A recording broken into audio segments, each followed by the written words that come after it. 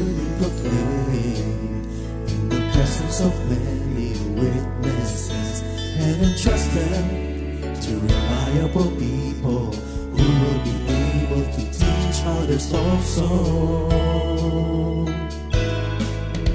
Take the teachings you heard me proclaim in the presence of many witnesses, and entrust them to reliable people who will be able to teach others also. Take the teachings you heard me proclaim in the presence of many witnesses, and entrust them to reliable people who will be able to teach others also. Take the teachings you heard me proclaim in the presence of many witnesses, and entrust them to reliable people who will be able to teach others also. 2 Timothy 2:2. Hallelujah, 2 Timothy 2:2. Praise the Lord. 2 Timothy 2:2. You and me, let us proclaim the gospel. 2 Timothy 2:2. Hallelujah. 2 Timothy 2:2. Praise the Lord. 2 Timothy 2:2. You and me, Let us proclaim the gospel of Jesus Christ. Take the teachings you heard me proclaim in the presence of many witnesses, and entrust them to reliable people who will be able to teach others also. take the teachings you heard me proclaim in the presence of many witnesses, and entrust them to reliable people who will be able to teach others also. 2 Timothy 2:2.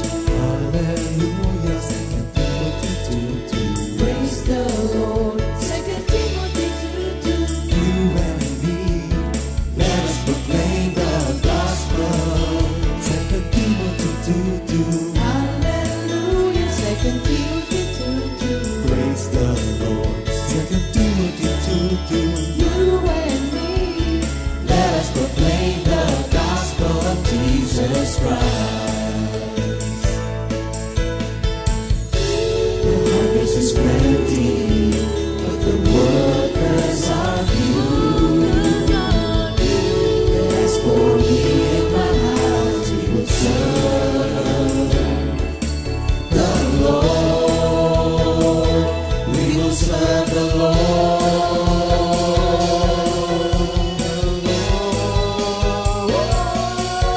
2 Timothy 2:2. Hallelujah. 2 Timothy 2:2. Praise the Lord. 2 Timothy 2:2. You and me, let us proclaim the gospel. 2 Timothy 2:2. Hallelujah. 2 Timothy 2:2. Praise the Lord. 2 Timothy 2:2. You and me, Let us proclaim the gospel of Jesus Christ. 2 Timothy 2:2. Hallelujah. 2 Timothy 2:2. Praise the Lord. 2 Timothy 2:2. You and me, let us proclaim the gospel. 2 Timothy 2:2. Hallelujah. 2 Timothy 2:2. Praise the Lord. 2 Timothy 2:2.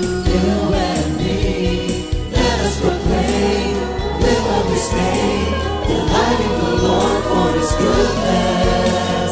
Let us proclaim, live up His name, delighting the Lord for His goodness. Let us proclaim, live up His name, delighting the Lord for His goodness. And He's God.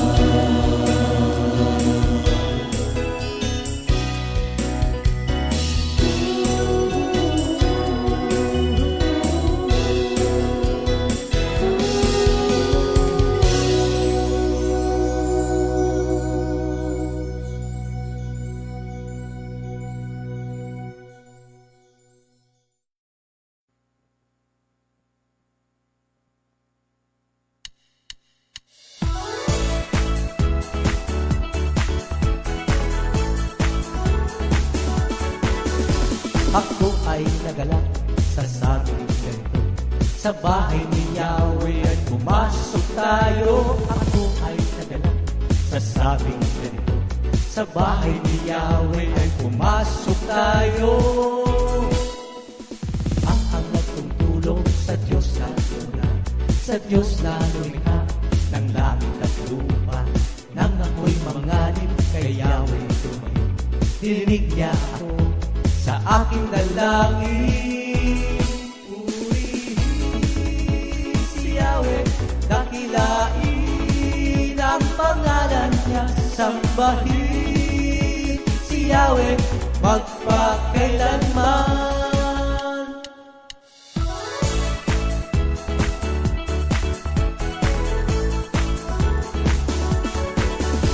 Ako ay nagalak sa sabing ganito, sa bahay ni Yahweh ay pumasok tayo. Ako ay nagalak sa sabing ganito, sa bahay ni Yahweh ay pumasok tayo. Ang hangat kong tulong sa Diyos na luna, sa Diyos na lumikha ng langit at lupa. Nang ako'y manganib kay Yahweh tumayo, dininig niya ako sa aking dalangin.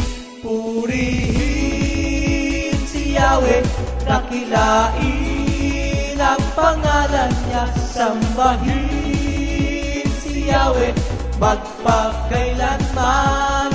Wow! Purihin si Yahweh, dakilain ang pangalan niya, sambahin si Yahweh magpakailanman. Wow!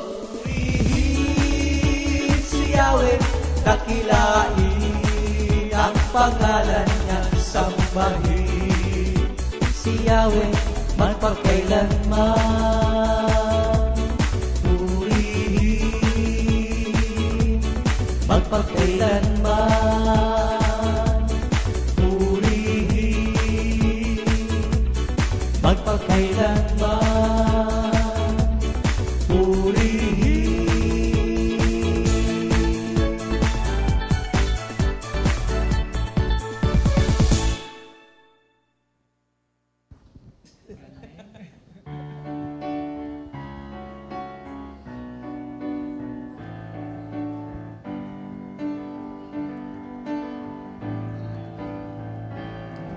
What a lovely, lovely name, Lord Jesus. What a lovely, lovely name, Lord Jesus. What a lovely, lovely name, Lord Jesus. Your name is above all names. What a lovely, lovely name, Lord Jesus. What a lovely, holy name, Lord Jesus. What a lovely, lovely name, Lord Jesus. Your name is above all names. King of kings, Lord of lords, Almighty God. King of kings, Lord of lords, Almighty God. King of kings, Lord of lords, Almighty God. Your name is above all names. Hosanna! Hosanna! Hosanna! Glory to God! Hosanna! Hosanna! Glory to God! Hosanna! Hosanna! Hosanna! Glory to God! Hallelujah! Hallelujah! Glory to God! Glory to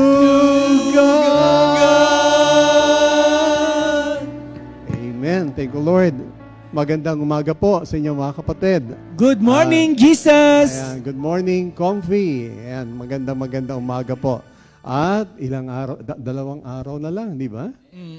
Thursday, Friday, Saturday, mga kapatid. Excited na po ba kayo?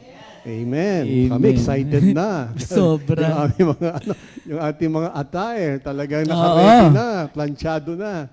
Napa-dry clean na rin lahat. Yes, amen. Kaya, amen. Magkita-kita po tayo mga kapatid, and let's enjoy the 43 years ng ating gawain. And of course, kundi dahil sa Panginoon, hindi naman talaga tayo makakatawid mga Yes, kapatid. Lord. At yung nga pong pag-aaral natin ngayon ay may kinalaman dito sa 43 years natin. Dahil sa lahat naman, alam naman natin, maraming ups and down, di po ba? Talaga may time na parang, naku, paano na? Pero dahil napakabait at napakabuti po ng ating Sobra. Panginoon, Thank you, Lord. tayo ay tinulungan at patuloy nagagabayan hanggat sa maganap ang kanyang kalooban sa atin. So, batin muna, mga kapatid. Yan. From North, East, West, South, good morning sa lahat at maging sa mga taga-ibang bansa. Thank you, Lord. Good morning sa inyo. Ang binabati ko rin ang aking mga mahal sa buhay. Ayan, ang Manggahan, ang Brookside, at andyan ang aking pinsan. Kasama siya sa Sabado. Dumating din siya, Sister Letty Ibayashi. And welcome, kapatid. Welcome, sister. Yeah, good morning sa lahat ng ating mga kapatiran, sa lahat ng dako ng lugar. Especially sa aking daddy na nasa Amerika, Tita Amy, Daddy Goni. Yan, yung aking mga kamag-anak sa Gumaok, ready na ba kayo? Ayan, ha? See you Saturday. Yes, oo. Thank you, Lord. Thank you, Lord. At sabi ko nga po, lahat tayo ay excited, mga kapatid, sa araw na yon. Now, sa araw pong ito, ay doon pa rin po tayo no, sa mga pangalan ng ating Panginoon. What is in the Pero name? alam niyo po ba yung ating tatalakayin itong umaga? Ito yung pinaka-top. At itong mga Jehovah Jireh, Jehovah Nisi, Jehovah Tsidkenu, at iba pa po, ay parang ito lang yung sanga ng kanyang pangalan. Kaya sa ngayon pong umaga, ang ating pag-aaral ay Jehovah Sabaoth. Parang ako rin, parang hindi ako familiar masyado sa Baot eh. Parang familiar nga tayo doon sa mga... First time ko lang narinig nung kailan pero yun. Sabi ko Sabaoth, parang nag-isip pa rin ako noon eh. Ano ba yung Sabaoth? O nga, no? Yun siya yung ating, sabi nga, the Lord of Hosts. At ako po, habang pinag-aaralan ko ito, para akong nanonood ng pelikula. Habang ina-unveil po ng Panginoon ang mga bagay-bagay. Para akong nanonood ng pelikula at the same time.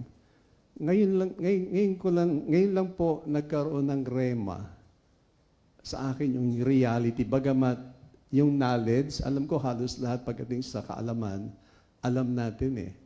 Pero yung reality na nangyayari, parang hindi ganun aware ang bawat isa. Kaya sabi ko nga po, sa gitna na aking pag-aaral, ngayon lang nagkaroon ng rema sa akin itong pag-aaral na ito. So anyway, tayo po ay manalangin nga po tayo nga pala. Panginoon, maraming po salamat sa umagang ito. Narito po kami magkakapatid. At kami po ay gamitin po ninyo sa araw na ito. Ilagay niyo po ang mga salita sa aming labi, Panginoon. Mga bagay na mahalaga na dapat malaman po ng aking mga kapatid. Ihanda niyo po ang kaisipan at puso, O Lord, upang wala kaming maririnig kundi ang tinig mo sa pamamagitan ng iyong mga salita. Salamat po sa iyong presensya, sa iyong pag-ibig.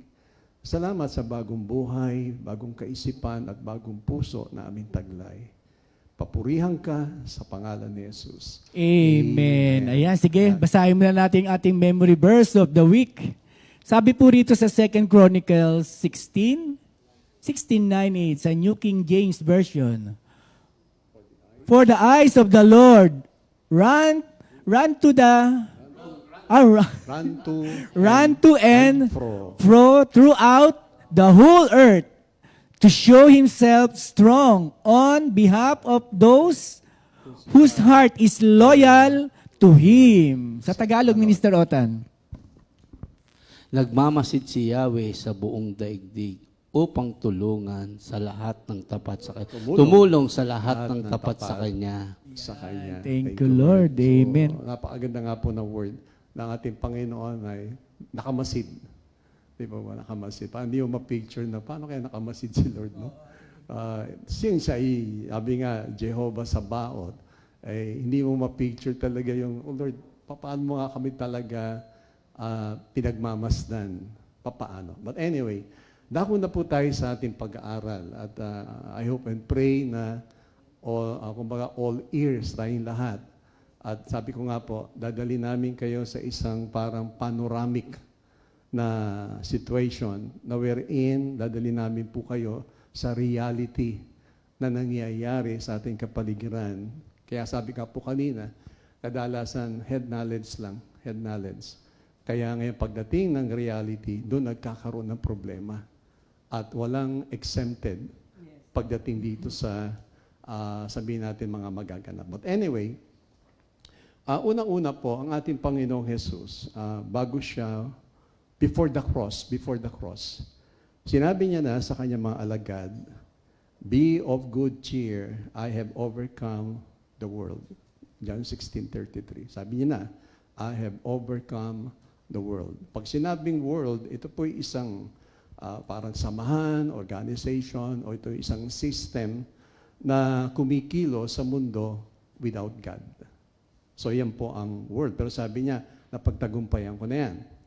Then, sabi nga po, bago siya umakyat sa langit, sa Book of Acts, sa chapter 2, 1 and 2, nandun po yun, sinabi naman niya sa kanyang mga alagad, "All authority has been given to me in heaven and on earth." Matthew 28, verse 18. Take note nyo po, all authority. So, ibig sabihin, lahat, walang itinira, both in heaven and on earth. Ngayon, by His death on the cross, Jesus destroyed the devil and delivered us from the bondage of sin. So, dineliver na lahat talaga eh. So, talagang victory after victory na po ito eh. Pagdating sa Philippians chapter 2, verse 9 to 11, "Therefore, God exalted Him to the highest place and gave Him the name that is above every name, that at the name of Jesus, every knee should bow in heaven and on earth and under the earth, and every tongue confess that Jesus Christ is Lord to the glory of God and Father." Napansin niyo pa yun, every knee shall bow, both in heaven, in earth, and beneath the earth. So, sakop talaga. So, talagang sinasabi na luluhod talaga. Walang hindi pwedeng lumuhod sa time na yon na sinet ng Panginoon para sa ating buhay. Ngayon, ito pong mga binasa natin, ito yung mga powerful declaration na dinideclare kung sino itong ating Diyos na pinaglilingkuran. Now, ito po yung sinasabi ko kanina, nung habang pinag-aaralan ko at nagre-research, para ako nanonood ng pelikula. Parang nilagay ako ni Lord sa reality. Na para bang nakita ko yung nangyayari sa paligid. Ngayon, dumating po ba kayo sa point o naranasan nyo na panahon when everything seemed to be a battle? Para bang lahat gera, lahat tigmaan, hindi lang physically but lalo pa spiritually. At sabi nga, a time when you face resistance in relationships, work, sa health, sa finances, na all the things, parang lahat ng bagay parang gera. At one time, para bang one time, sa harapan mo, andyan sa harapan mo yun. Resistance sa relationship, sa trabaho, you're being rejected, sinisiraan ka. Yung health mo, parang hindi mo maintindihan, ba't ganito, ba't ganyan. Iniinom mo naman lahat ng gamot. So, anong nangyayari? Pati sa finances, pero yung nga po, no, parang sa patingin natin na parang, ba't ganon? Parang may gerang nangyayari. Now, basahin ko po itong Ephesians chapter 6 para lagay natin sa reality. Ano ba yung nagaganap? Ephesians chapter 6, 10 to 12. Ganito po nakalagay. Finally, the strong in the Lord, or be strong in the Lord and in the strength of His might. Put on the full armor of God so that you will be able to stand firm against the schemes of the devil. For our struggle is not against flesh and blood, but against the rulers, against the power, against the world forces of this darkness, against the spiritual forces of wickedness in the heavenly places. Take note nyo po, spiritual battle. So, ibig sabihin, hindi natin nakikita. Kaya sabi ko nga po, kadalasan, head knowledge. Alam ng bawat isa, bawat Kristiyano, alam yan. But in reality, parang hindi. Ngayon, dun sa mga binanggit ko po, no, in those battles na binanggit ko po, not even one was really with a person. So yung battle, actually, hindi tao sa tao eh. Kung napapansin niyo po, hindi tao sa tao ang ating digmaan na nagaganap. And sinasabi po sa atin na all of these battles were being fought in the unseen reality or spiritually. Unseen. Wala nakakita. Di po ba? Di natin, pero alam natin, yung knowledge, alam natin, merong spiritual battle. But in reality, hindi. Hindi tayo aware. Alam lang natin. Ngayon, they each, pero maganda po dito, by they each manifested in physical realm. Nakikita natin. Pero yung behind the scene, hindi. Parang hindi tayo masyadong conscious doon. Pero yung nakikita na ngayon natin, sa harapan natin, yun nangyayari. Finances, relationship, health, sa lahat ng bagay, nakikita. At ako'y naniniwala din po na hindi kailangan ng isang God's people, no? Tayo bilang mga Kristiyano, na paano ko ba lalabanan to? Parang kung sa physical, parang boxing, sabi nga, defend yourself at all times. Pagdating naman sa martial arts, kailangan nakapwesto ka, hindi ka lang nakatayo. Pag gera, kailangan yung baril mo naka-ready. Alam niyo po ba na walang kinalaman ito sa position o ano man yung kung nakatayo, nakaupo. Ang battle is in prayer. Sa prayer po talaga ang labanan eh. Kaya kinakailangan, be prayerful. Dahil nga ang 1 Peter 5:8, like a roaring lion si Satan looking someone to devour. So ang ating sandata is prayer. So ang tanong, paano tayo nagdarasal? Paanong panalangin ang ginagawa natin? Andun ba yung Lord, protect me from the schemes na itong mga spiritual forces na ito? Guide and protect me, O God. Kasi nga, hindi natin ikita eh. Ngayon, kung alam nyo, if God will allow, na makita natin ang unseen world, unseen, hindi natin nakikita, baka matakot tayo. Nakikita natin yung reality, ang daming demon sa paligid na nakabantay sa bawat isa sa atin. Pag binuksan ni Lord, inalaw niya. Kasi sabi ko nga po, alam natin, head knowledge, mayroong battle spiritually. Pero yung reality, paanong battle? 24 hours yun, nandyan siya eh. Amen. Kapatid, kaya sabi ko, dadalhin ko kayo sa reality na nangyayari para maging aware tayong lahat. At sinasabi rin po sa atin na itong mga legions na ito, they're trying to destroy God's people. Tayo. Sisirain niya tayo. Kaso ang problema, di natin siya nakikita. Di po ba? Di natin siya nakikita eh. Kaya sabi, kung if God will allow na buksan yung ating mata at makita natin ang unseen world, magugulat tayo na ang battle ay ongoing na. Hindi pa yung baka next week pa, next month, di po. The moment na dineclare mo na ang sarili mo na you are a child of God at tinanggap mo si Jesus sa buhay mo, then the battle begins. Kailan ka na-baptize, kailan ka na-regenerate. Yung time na yun, the battle begins. Eh, hindi tayo aware. Pero ang nakakatawa rito, itong mga demons na ito, trying to destroy God's people, God's plan, God's purposes. Sisirain niya talaga yan. At kung kayo po'y updated sa mga current events, magugulat kayo sa nangyayari sa paligid natin. Winawasak niya na talaga. At maaaring hindi rin tayo aware na may mga supposed to be Christians, pero nag-iiba na yung kanilang pagtuturo pag hindi tayo aware. Pero kung hindi natin alam na andyan si Satan, sirain talaga tayo. Pero nakakatuwa po rito, no? Kung sabi nga, if God will allow na buksan yung ating mga mata to see the unseen world, makikita natin ang ating Panginoon nakaupo sa kanyang throne, kasama yung kanyang legions of armies of hosts na dinidefend tayo.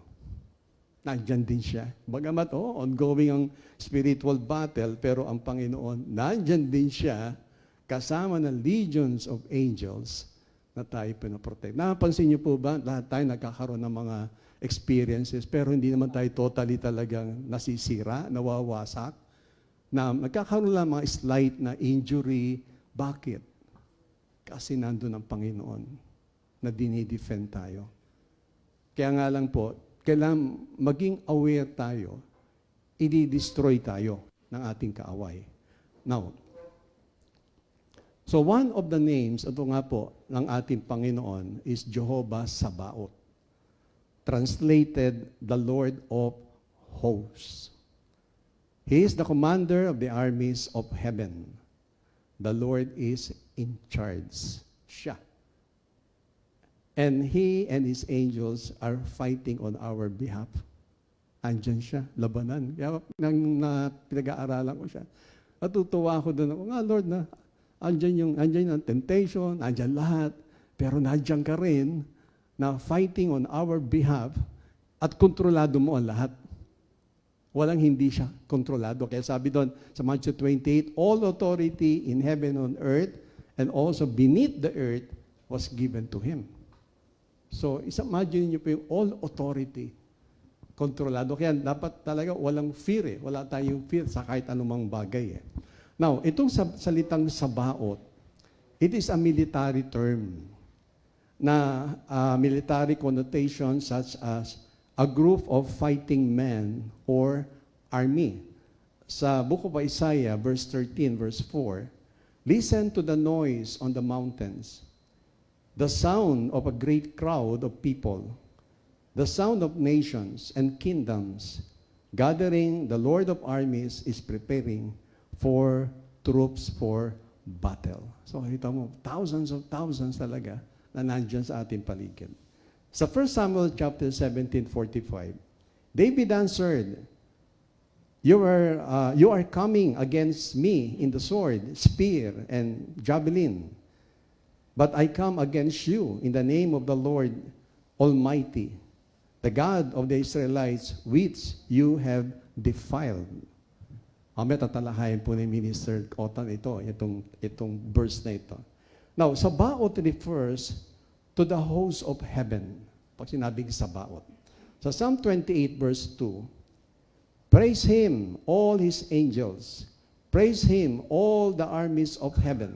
Sa 1 Kings 22 verse 19, then Micaiah continued, listen to what the Lord says. I saw the Lord sitting on His throne with all the armies of heaven around Him and on His right and on His left. Isipin niyo po yun, nandun lahat ang talagang mighty angels na kung saan ang Panginoon ang siyang pinakanghid. Sa Daniel chapter 7 verse 10, A river of fire was flowing, coming out from before him. Thousands upon thousands stood before him. The court was seated, and the books were open. Alam niyo, ang mahalagang bagay po kasi rito, itong Jehovah Sabaoth, the Lord of hosts, He rules over all things both on earth and in heaven. He rules. Pag sinabi rules, talaga siya yung head, siya yung kumokontrol ng lahat. Kaya pag inisip nyo, nga no, ba't nga ba natatakot tayo sa mga bagay-bagay, even death? Ba't natatakot ang taong mamatay? Samantalang He controls everything. So dapat, we have to live a life without fear. Walang fear, wala katakutan. Kasi nasa atin ang Lord of hosts, Jehovah Sabaoth. Di po ba? Bakit kaya ang tao natatakot? Maari, hindi talaga naiintindihan o nauunawaan kung sino itong Diyos natin. Kaya hindi tayo dapat matakot, mga kapatid. Kagaya yun, may bagyo-bagyo. Si Lord, amaya, makikita niyo po, kahit bagyo, inutusan niya umalis eh. Now, so sinasabi sa atin na the first time na itong Jehovah Sabaoth appears in the Bible is in 1 Samuel chapter 1 verse 3. Doon unang binanggit tong Lord of Hosts eh. Sabi po doon, this man went up from his city yearly to worship and sacrifice to the Lord of Hosts in Shiloh. Sa King James Version, binanggit po doon yun eh. The Lord of Hosts. Sa 1 Samuel chapter 1:11, binanggit din po ito sa prayer ni Hannah eh.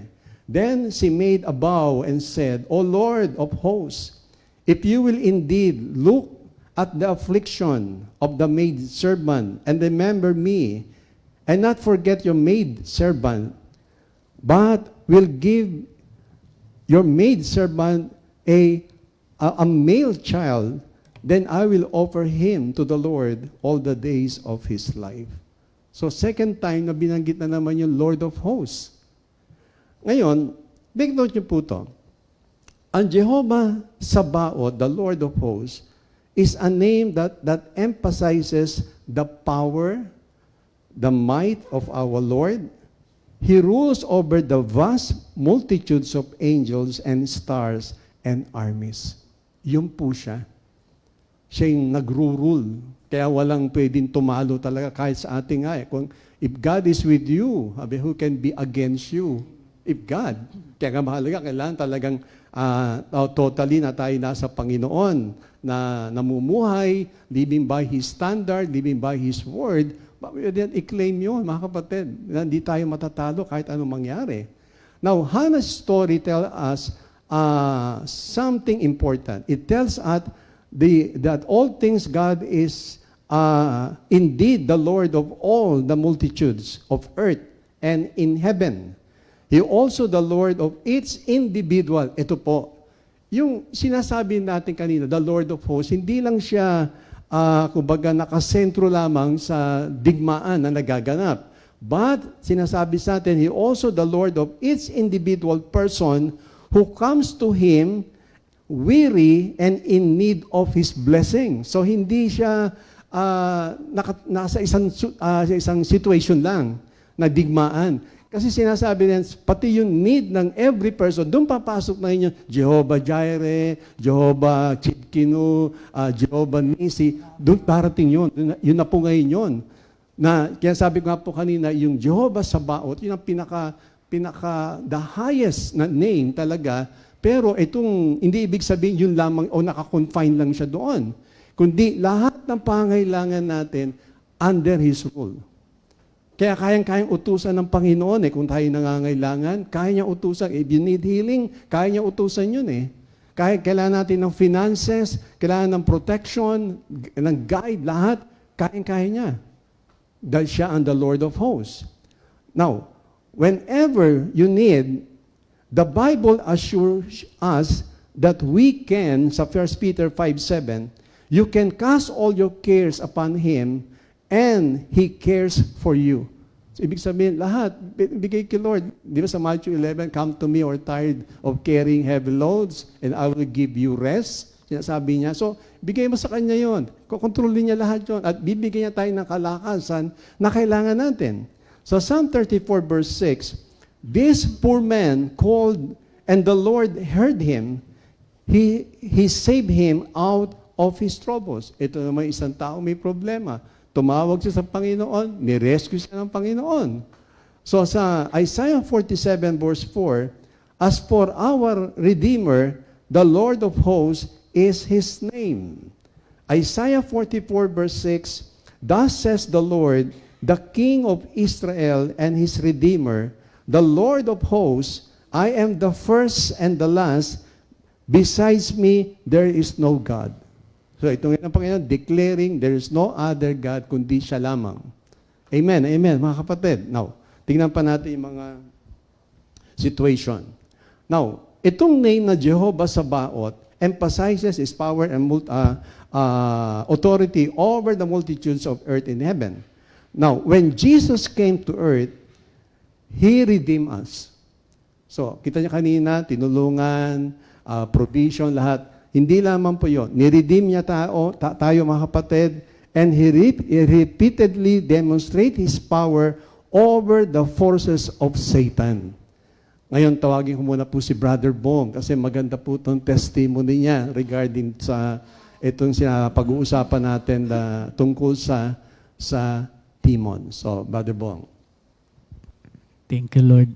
Ang buhay kong ito, hindi na tatay, okay lang. Simula lang naman yan. Ay buhay na patotoo.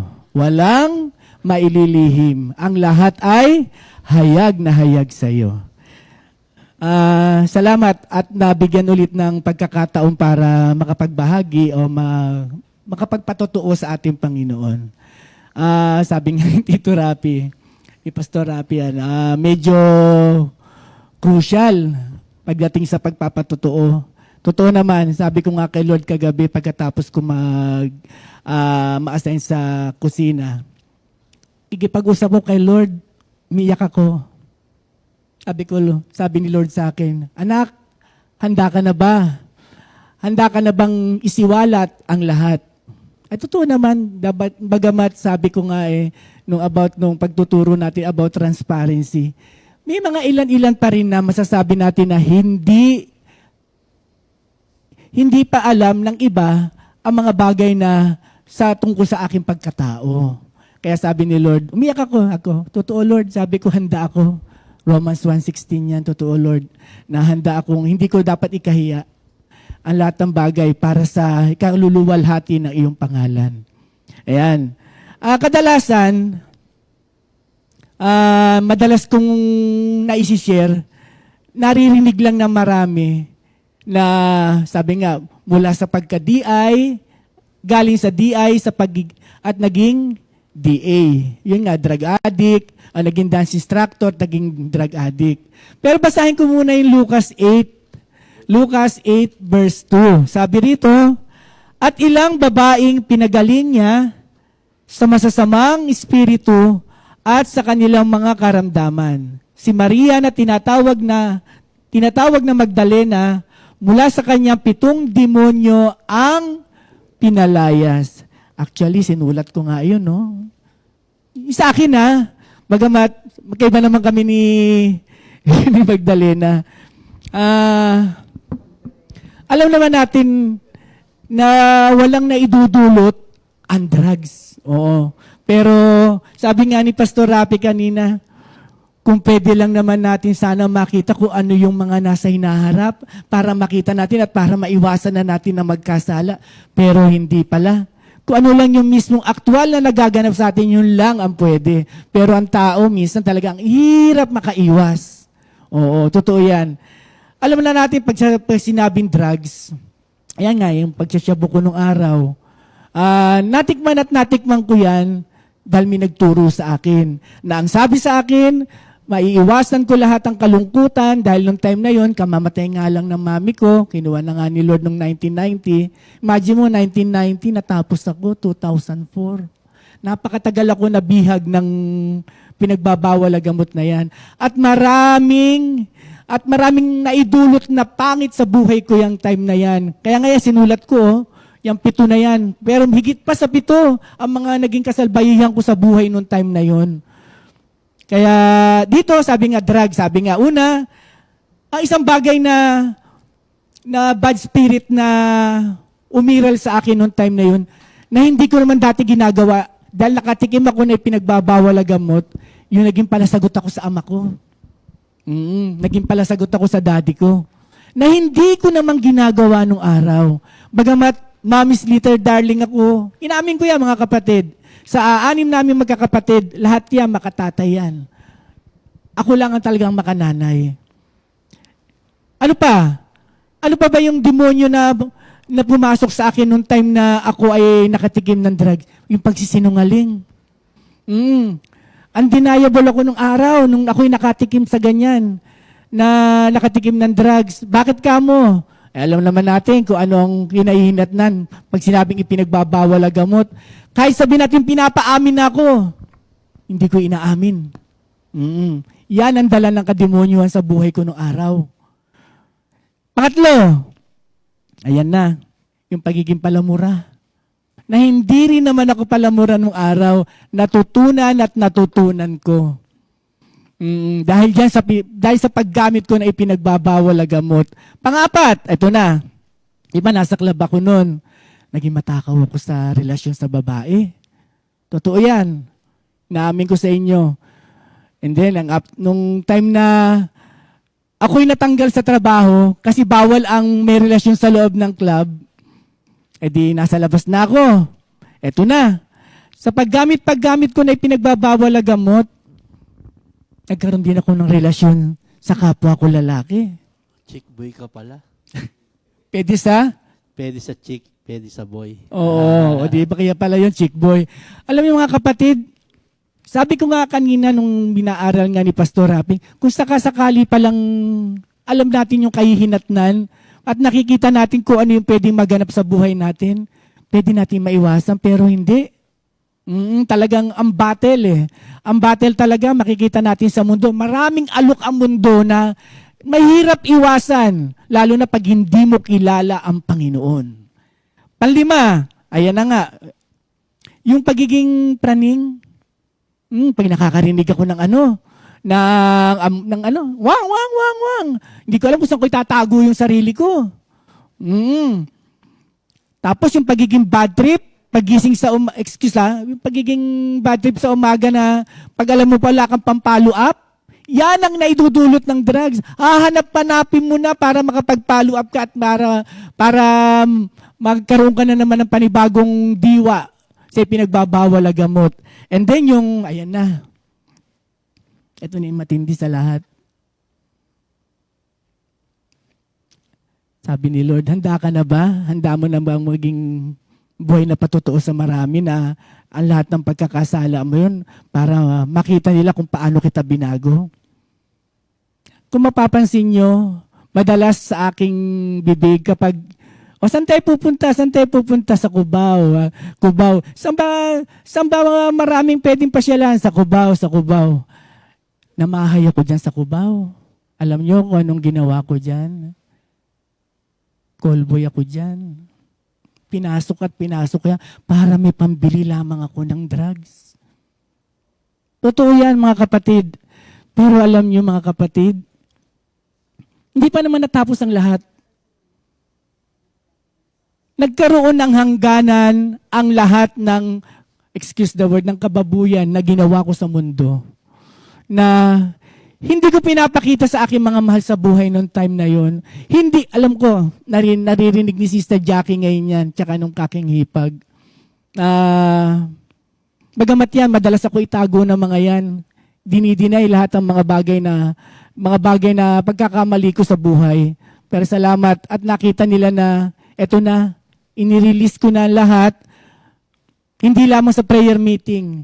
Kaya nga sabi ko nung nag-LSS kasama ko sa LSS sa Makati, sino nakakakilala sa dating Bong? Wala pang ang alam lang nila, nag-drugs, gano'n lang. Sino nakakakilala kay Brother Bong? Marami na nakakakilala.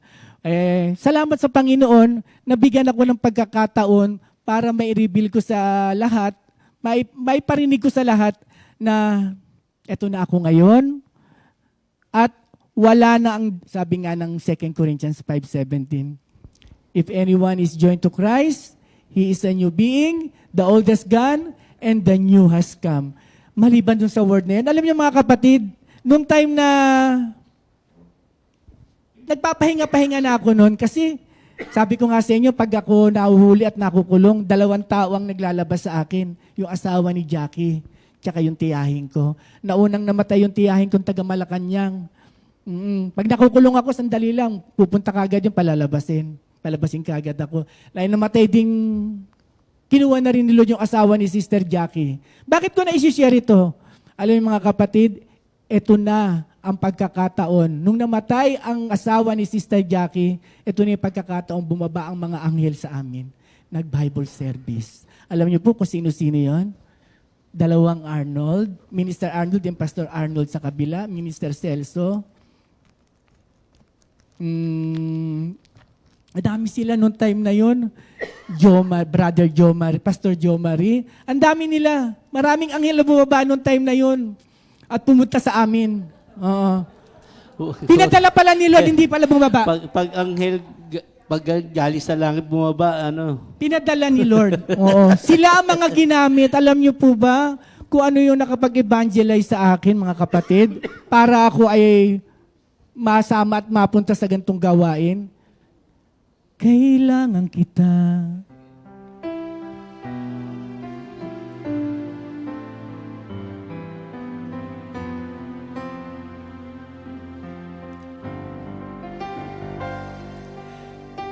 Kailangan kita, aking Panginoon. Uhaw kong kaluluwa, ang hanap ay ikaw, Jesus. Kailangan kita, aking Panginoon. Uhaw kong kaluluwa, ang hanap ay ikaw, Jesus. Kayamanan, mahalagang iyas, maging ginto't pilak, di may hahambing. Sa pag-ibig mo sa akin, walang kupas, di magbabago, magpakailanman. O Jesus, kailangan kita sa buhay kong ito. Kailangan kita. Hallelujah. Thank you, Lord. Alam niyo mga kapatid, hindi pa natatapos doon. Alam niyo ba yung kwento nung time na pumunta ang kompi sa amin para mag-Bible service nung sa bayaw ko?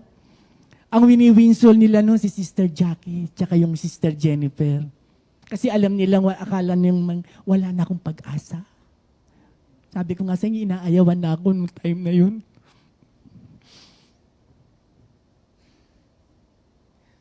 Pero iba si Lord.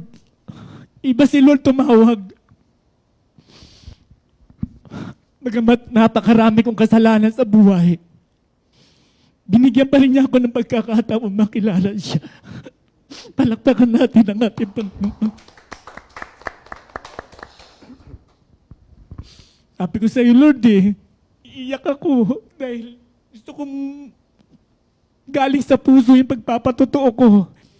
Anong oras na ako natulog kagabi? Sa totoo lang. Ang demonyo binubulungan ako. Wag daw. Pero hindi. Ipinapakita lamang ng Panginoon kung paano niya ako inihawon sa kadiliman. Ngayon ay ako'y punong-puno na ng kaliwanagan sa buhay. Sinabi ko naman sa inyo kanina na maraming alok ang mundo. Kaya nung time na ako ay nagpursige umaten, andun pa rin, ang dami pa rin alok ang mundo. Umaatin na ako, hanggang sasalubungin pa rin ako ng mga kaibigan ko noon. Bong, sige na, sama ka pa uli sa amin, kailangan ka namin, magaling ka mag-market eh. Yung pala yun. Sabi, isa na lang. Ako, hindi na. Hanggang sa ito na, nag-full time na nga ako. Ang dami pa rin alok ang mundo. Hindi ako halos, sabi ko, ayokong sabihin na kaya ko to Lord, kaya ko to Lord. Kaya alam mo, nagpapasalamat ako sa ating Panginoon. Nung ako ay tinitrain na as a full-time worker, sabi nga ni Sister Ria, Bong, gusto mo bang malaman kung anong tunay na training? Tumira ka dito. Totoo, sabi niya, tumira ka dito. Bagamat ang dami kong pwedeng iwan sa amin nung time na yon, walang mag-aasikaso, pero salamat kasi naging palabasa ako sa Biblia ng ating mga salita, ng salita ng ating Panginoon, na sabi nga, ang lahat ng karagdagan ay idaragdag ko sa iyo. Yung Matthew 6:33. Pinursigi ko yun. Kaya nagpapasalamat ako sa ating Panginoon at hindi nasayang ang lahat ng pagpupursigi ko at hindi nawala ng kabuluhan ang pakikipag-isa ko sa ating Panginoon. Binigyan niya ako ng bagong buhay, bagong simula at bagong pag-asa. Kaya alam niyo mga kapatid, yung sinasabi nga na Jehovah Sabaoth, the Lord's the Lord of Hosts, the army of God, the commander. Kaya yung letter A ko as a army of God, kailangan palagi kang ahead. Yan sa pagpe-prayer meeting. Sabi nga ng Matthew 28, di ba? All authority ibinigay na ng Panginoon sa atin.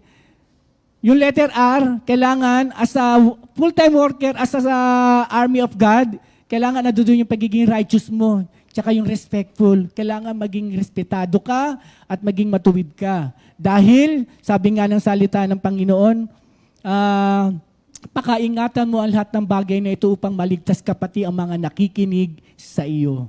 1 Timothy 4:16 yan, mga kapatid.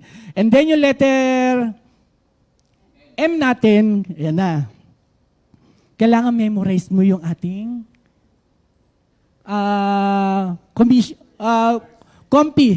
commission. Pero sabi nga doon, bago yung 2 Timothy 2:2, sabi nga, to receive and transmit to the Christian faith, to the faithful men who will teach others also. Bago pumasok yung 2 Timothy 2:2 na take the teachings that you heard me proclaim in the presence of many witnesses and entrust them to reliable people who will be able to teach others also. And then, syempre yung why, alam naman natin kung sino yan. Sabay-sabay natin banggitin. Yahweh. In Jesus' name. Amen. Thank you, Lord. Thank you, Brother Bong. Kaya nung tinanong ko nga siya, nung sinasabi ko, Bong, ganda na itong topic na ito eh. Alam ko sa iyo to eh. Kaya ang tanong sa kanya, kaya mo ba? Pero hindi ko in-identify sa kanya kung ano sabi ko, alam mo na ang ibig kong sabihin. Sabi niya, kaya ko yan. Okay. Napakaganda po kasi na maging transparent ang bawat isa. Para kahit sa ka pumunta, wala nang guilt. Walang i-accuse sa yung enemy. Kasi kahit ano pa i-accuse ngayon kay Brother Bong, i-unveil niya na kung sino siya. At kung sino siya ngayon before God. Yung a man transformed by God, dahil Jehovah Sabaoth. Si Lord may authority sa lahat ng demons. Just imagine po yun, 7, baka more than pa, kaya kay Mary Magdalene, 7 demonyo yun. Imagine ano kaya itsura ni Mary Magdalene na merong 7 demons. At tayo din, bago pa man natin nakilala ang ating Panginoon, ay kontrolado tayo ng demons. Ang mahalaga doon, i-confess mo siya. Yun man sinabi, Lord, if you confess your sins, God will forgive you. Kaya nga si Brother Bong, isa ngayon siyang talagang legitimate, legitimate na isang alagad ng Panginoon at wala nang pwedeng i-accuse sa kanya dahil in-unveil niya na kung sino siya at kung sino siya ngayon before God na bilang lingkod niya. Amen. Siguro, dako muna tayo sa happy birthday para medyo break ng konti. Medyo heavy yung ating Amen natin ituloy. So anyway, yan. Pwede ba mas malinaw matapos? Today is October 24. Happy birthday, Sister Eileen Raimundo. Happy birthday, Sister Miracle Barte. And then, Sister Jacqueline Ignal. Ate Jackie, happy birthday. See you sa Sabado, ha? Ay, happy birthday. Pasok Bong. Happy birthday.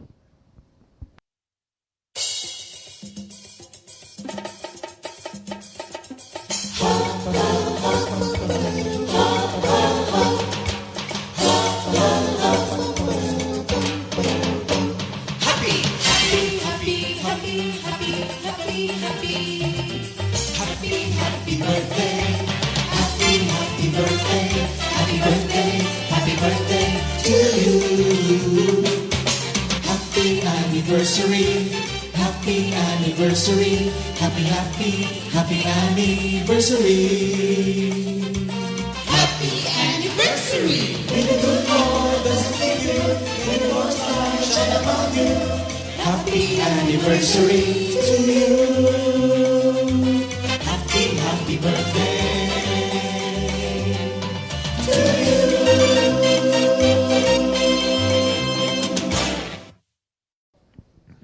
Ayan. Happy Thank you, Lord. birthday! Enjoy Happy your birthday, day! Happy birthday.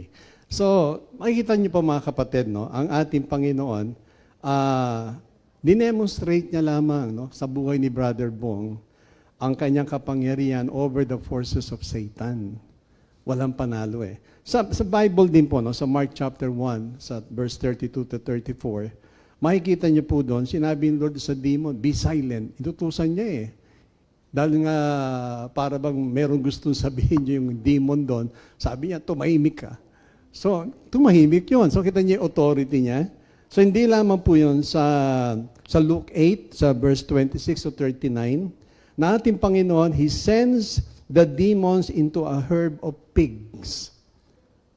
Doon niya, inutusan niya doon. Dahil gusto ng mga demons na ayaw na kung saan. Kaya sabi ng Panginoon, para bang sa mo gusto doon. Sige, pinapunta sila doon.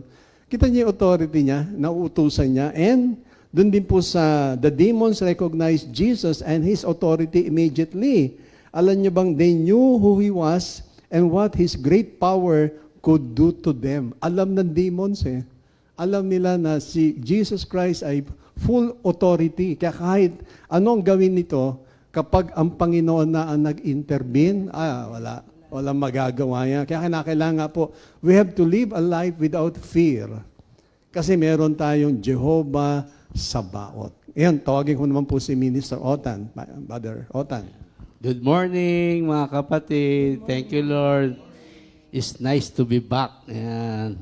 Thank you, Lord. Nakabalik at magamit ulit. Yung sa akin naman, doon sa yung Jehovah Sabaoth, siya yung Israel's army commander. Ngayon, sabi doon, Israel's army.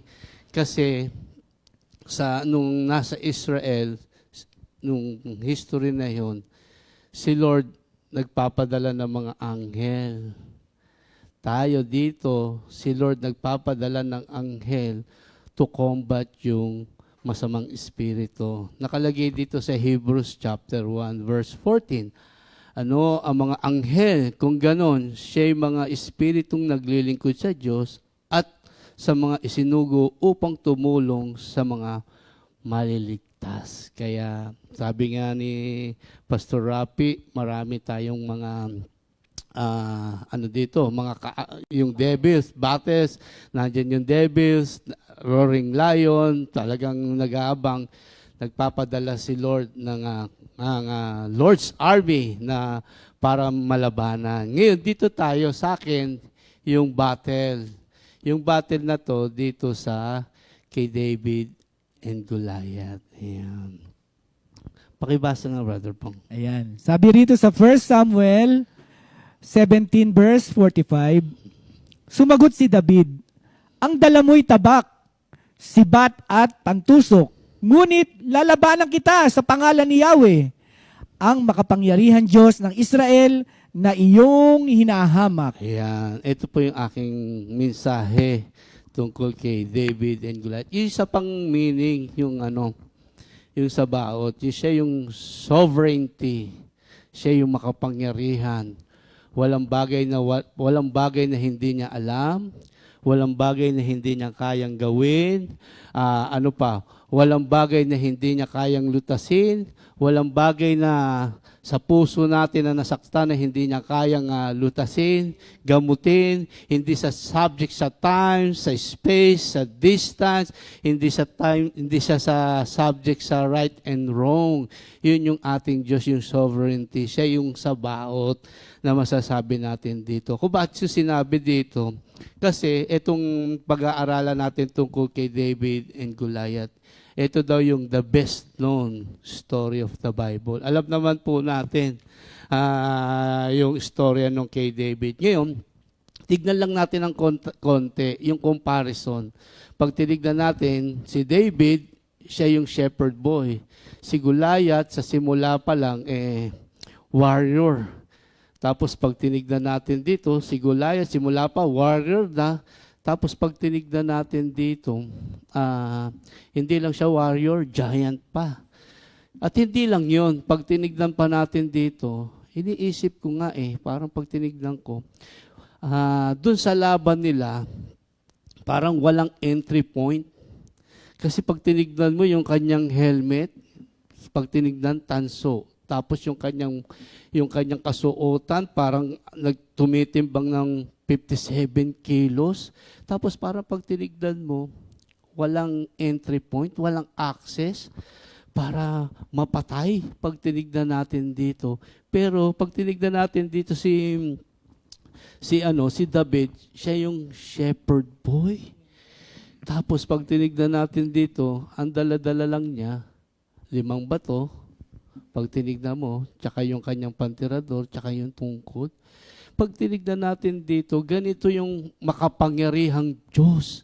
Na pag tinignan natin dito, minsan sa tingin natin, hindi kaya, imposible, pero kay Lord, posible. Pag tinignan natin, di ba, gaano kalaki? Parang 9-footer o 10-footer ang laki niya. Tapos, ano lang ba si David? Pag tinignan natin dito, pero dito ipinakita ng Diyos na siya yung Jehovah Sabaoth. Pag tinignan natin, the Lord of hosts, na walang hindi kayang gawin ang ating Panginoong Hesukristo. Di ba? Pag tinignan natin, ano lang ang pinanlaban niya? Bato lang at tirador. At tinamaan niya at bumagsak at namatay. Ngayon, ano ba ang pinagkaiba nila? Si David, nagtiwala kay Lord. Si Goliath, nagtiwala siya sa gumawa ng kanyang mga armas. Di ba? Parang pag tinignan mo, yung kanyang sword, yung kanyang shield, yung kanyang helmet, pag tinignan mo, nagtiwala siya kasi parang pag tinignan mo, hindi na ako tatalunin pag meron na ako neto. Di ba? Pag tinignan mo, paano nga, nung nakita nga siya, di ba, tinawanan siya. Pero pag tinignan natin dito, minsan kasi, ang tao, pinanghahawakan natin kung ano ang meron tayo. Di ba? Kung ano yung meron tayo, parang pag tinignan mo, hindi ka nang kayang talunin. Hindi.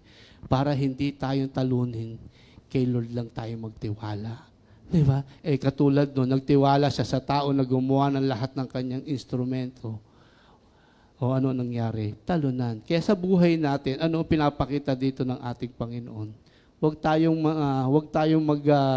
umasa kung ano ang meron tayo. Kasi mas maganda tayong umasa sa ating Panginoong Hesukristo. Kasi pag umasa tayo sa ating Panginoong Hesukristo, walang bagay na hindi kayang gawin ng ating Panginoon.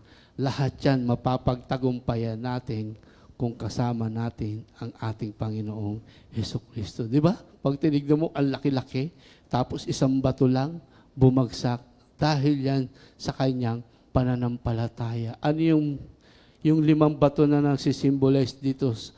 Sabi doon, meron siyang faith, meron siyang trust, meron siyang courage, meron siyang obedience heart, at lagi siyang nagpe-praise sa ating Panginoong Hesukristo. Kaya tayong mga Kristiyano, sabi doon, yung bala natin, kailangan yung faith natin, huwag mawawala. Kasi pag binasa mo doon sa 46, sa araw na ito, di ba? Sa araw na ito, ibibigay ka sa akin ng ating Panginoong Hesukristo. Pag tinignan mo, di ba, kay Saul, nung una, pag tinignan mo, ikaw wala laban? Di ba? Pero pinatunayan niya. Paano niya pinatunayan yon? Sabi niya, sa aking ama, pag nagpapastol ako, pag kinuha ng mga oso o leon ng aking tupa, hinahabol ko. At pag hinabol ko, kinukuha ko. At pag hindi ko kinuha, pag hindi ko makuha o hinarap ako, ang ginagawa ko, binabakli ko yung leeg. Kaya sabi ni Saul, nasa sa iyo ang ating Panginoon. Kaya pag tinignan natin, pag nasa sa atin ang ating Panginoon, walang kayang tumalo. Sabi nga, if God is with us, who can be against us? Walang makakatalo. Kaya dito, ito yung Jehovah Sabaoth. Ngayon, sa buhay naman natin ngayon, ano ba ang giant natin sa buhay natin? Diba? Sometimes may difficulties, sometimes may troubles, sometimes pag tinignan mo may trials, diba? Parang pag tinignan, minsan may attack. Kailangan magtiwala sa ating Panginoon. Ngayon, sabi dito, ano ba yung ating giant? Diba? Maraming giant. Meron ako nakitang giant dito sa outward battle ng giant natin. Yung sinabi nga ni Pastor yung disease, yung rejection, yung betrayal, yung death of loved ones. Yung death of loved ones. Tapos sabi, loss of job. Kaya kami nga, pagtapos namin dito, tatakbo kami doon sa kamag-anak naman, yung tiyuhin ni Sister Ana, namatay. Ngayon, sabi dito, ang dami nating battle outward, pag tinignan natin dito, thank you Lord, wala naman akong mga sakit na nararamdaman. Pero ito yung aking nakuha dito, yung rejection. Katulad ni Brother Bong. Yung rejection, dumating sa time, bata ko, lumalaki ako. Wala akong maipakitang nanay. Wala akong ipakitang tatay. Dumating ang time. Ang laging pumupunta sa kung ano man yung pupuntahan ko ng mga family, ang lagi kong kasama, ang lola ko sa mother's side. Gaano kahirap yun. Tapos, siyempre, dahil bukso ng kabataan, malaro, tapos ang dadating ang time, mabarkada, dumating ang time. Ito yung pinakamahirap sa lahat. Sabi nga ko-confess mo, pinakamahirap sa lahat, yung kamag-anak mo, parang pinagpipilian ka na kung sinong kukuha sa'yo. Parang pag tinignan mo, si Otan, hindi mapatigil yan, ganyan. Parang yung isang tiyuhin ko, natatandaan ko yung isang tiyuhin ko, si Tito Pasing, wala pa siyang anak na lalaki noon. Ang balak niya, kuwain ako. Parang ang hirap, parang kang volleyball, parang kung sinong pumalo sa iyo, yun ang Parang pag tinignan mo, yun ang hirap. Oo, parang pag tinignan mo, ang hirap ng ganong sitwasyon. Tapos dumating ang time, nung kukuwain ako, dilala naman ako dito. Nung dilala naman ako dito, hindi rin nagpatuloy, ganun pa rin. Barkada, tas dumating ang time, ito lalo ang pinaka-worst na nangyari. Nakulong ako. Nung makulong ako, parang yung rejection sobra na. Parang talaga walang gagawing mabuti yan. Ito na ngayon yung isang pinakamahirap sa lahat. Thank you Lord, dun sa battle na yun, tilungulungan ako ng ating Panginoon. Ngayon, paglabas ko ngayon, nandun pa rin yung rejection. Ano kaya gagawin ito?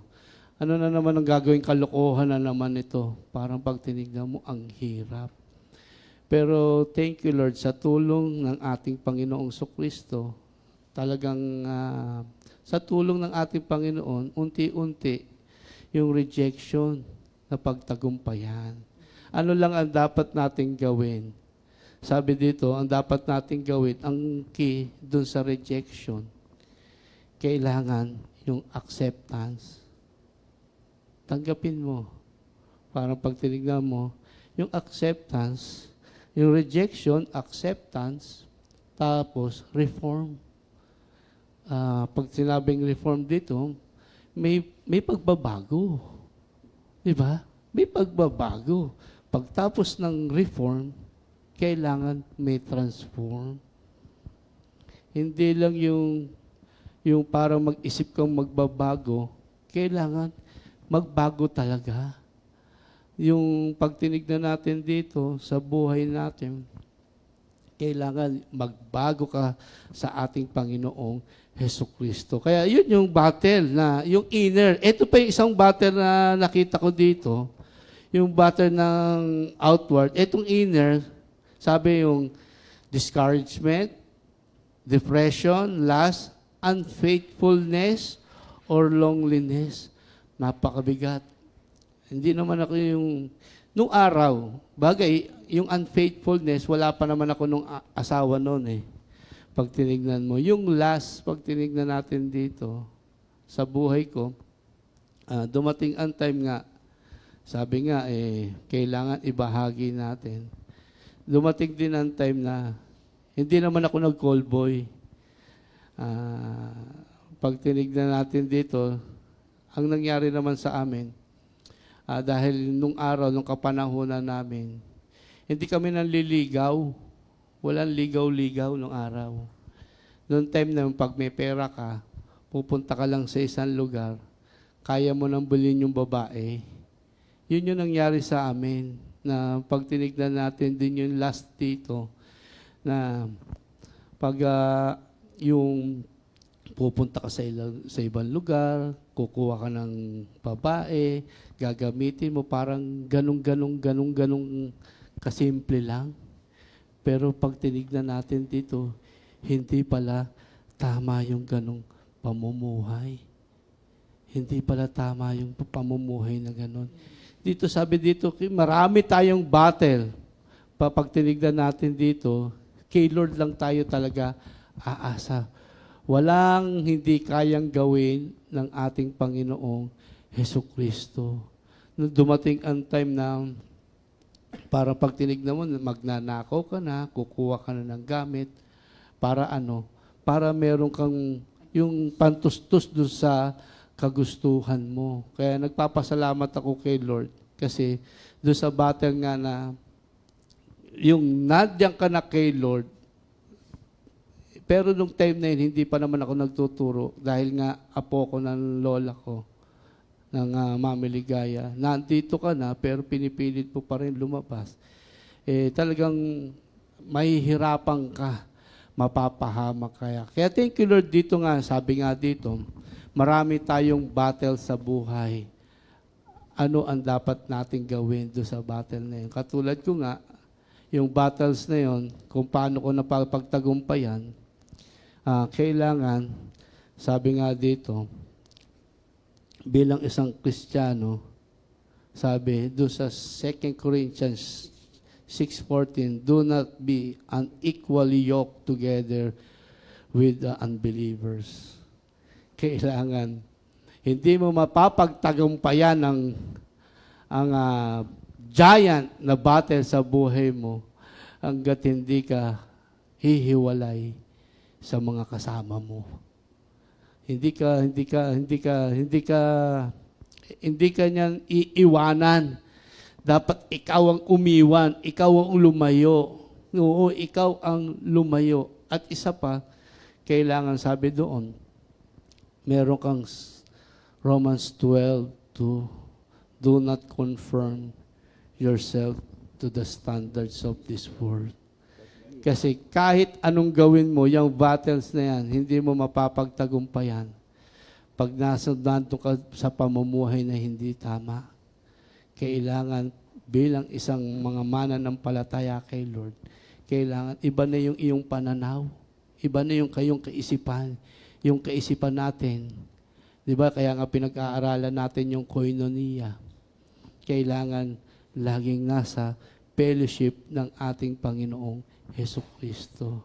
Mapapagtagumpayan lang natin yung battles na yan kung lalapit tayo sa ating Panginoong Hesukristo. At sabi nga, kanina sabi ni Bong, 2 Corinthians 5:17, yung nakipag-isa na kay Kristo, wala na yung dati niyang pagkatao. Siya'y binago na. Pag tinignan natin dito, kaya naman eh. Pag tinignan natin, lapit lang sa ating Panginoon. Nandiyan ang ating Panginoon kailanman, hindi niya tayo iiwanan, hindi niya tayo pababayaan. Ngayon, sabi nga ano ang battle mo sa oras na to? Pag tinignan natin dito, ano ang giant na battle mo sa oras na to? Walang ibang tutulong, walang ibang magsosolve. Kasama tayo, kasama ang ating Panginoong Hesukristo. Dahil ang ating Panginoong Hesukristo, walang bagay na hindi niya kayang gawin. Ano lang ang gagawin natin? Kakanta po ako. Amen, amen.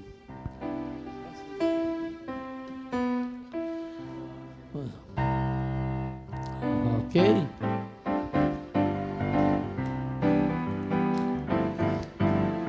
Trust and obey, trust and obey. Do not worry of the troubles of the day.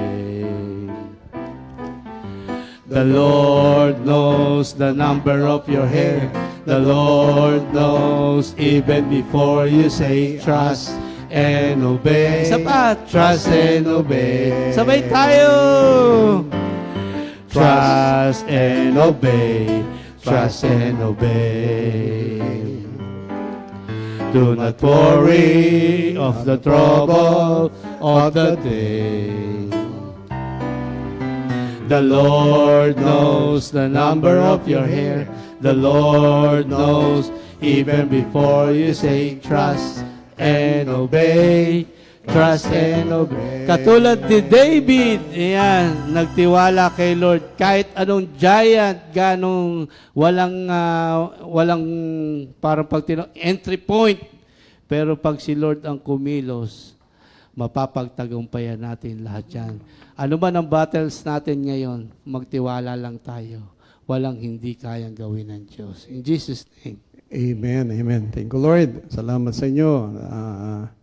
Dalawang kapatid sa inyong boldness. At nakita naman natin ang kapangyarihan ng Panginoon na kaya nga siya yung Jehovah Sabaoth. Lahat kaya niyang gawin, kaya niyang baguhin. But anyway, bago po tayo magtapos, take note lang po ito. No? Tayo bilang isang Kristiyano ay hindi na po pwedeng maposes ng kaaway. Never na mangyayari yan. Pero ito babantayan natin. Ang tatin po ay ang demon oppression or influence involves demons attacking a person spiritually or encouraging him or her into a sinful behavior. Ito yung babantayan natin.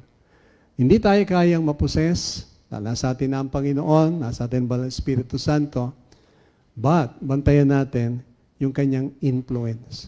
Pwede pa rin na tayo impluensyahan. Kapag hindi tayo naging mapagbantay sa ating mga sarili, kaya sabi ko nga po kanina, no, kung bubuksan ni Lord yung ating mata, makita natin unseen world, magugulat tayo. But thank God na siya ay nandyan lagi, handa tayong tulungan, but be watchful, be alert. Tandaan natin, dalang kaaway natin, naka-ready rin yan. Tayo din, kailangan pag na-recognize, tsaka meron pa pong isa, no, na gusto kong i-share sa inyo, na ang spiritual warfare, there are no instructions to cast a demon out of a believer. Wala. Wala sinasabi yan sa believer, kakas mo ang demon doon, hindi pwede. Pero ang sinasabi sa atin, believers were told to resist the devil. Yun, yung resistance. I-resist mo siya. So, ibig sabihin, hindi mo re-rebuke ng believer. Kundi, yung believer, ang responsibility ngayon niya to resist the devil, to resist the influence. Kasi kita mo naman yun kung mali o tama, resist mo yun. Sabi nga, takbo Lagi sinasabi nga ng Mamiligaya, takbo, wag lang yung basta lalakad ka, baka mahila ka pa. Basta nakita mo na ganyan at alam mo hindi tama, tumalikod ka, tumakbo ka agad. Amen. So yun po ipaalala lang sa atin, no?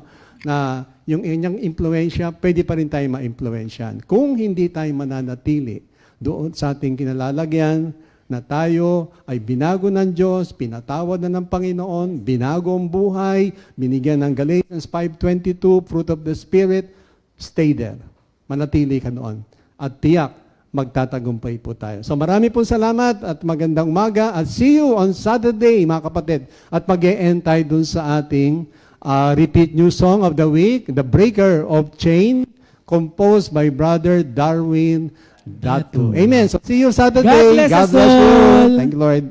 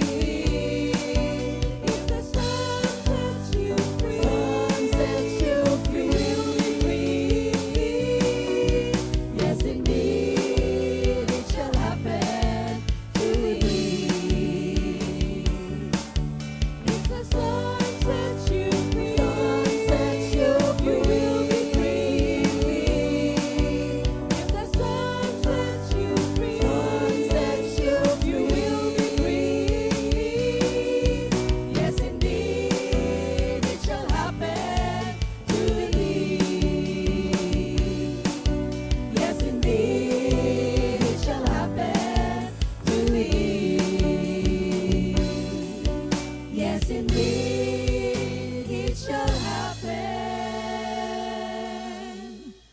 to thee.